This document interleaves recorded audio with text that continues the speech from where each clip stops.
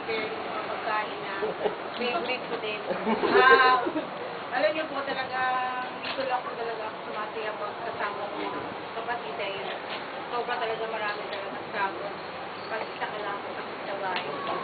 Yun, pag sa bahay kasi madalas, papayak ako ng rubber. Dito masaya. So, minsan, lagi nila ako tinatanong bakit mas pinili ko ba daw itong career na to, yung na nasa abroad. Sabi ko, hindi nyo lang alam, ito ang kapalit na ito, buhay. Everlasting life ang bibigay natin sa kapwa natin, kaya hindi ko talaga ipagpapalit na yung material ng bagay. Ito kasi talaga napakahalaga sa ngayon na dati mayayain talaga ako, ayoko magsalita sa iba. Sobrang nahiya talaga ako. Nung nagsabi ko, parang wala ang hiya ako.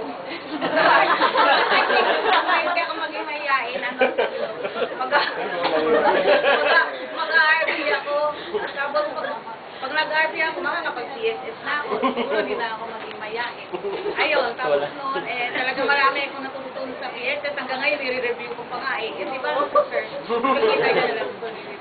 So, thank you ulit. Sana magkita-kita tayo ulit at magpe-prepare ulit ako ng masarap.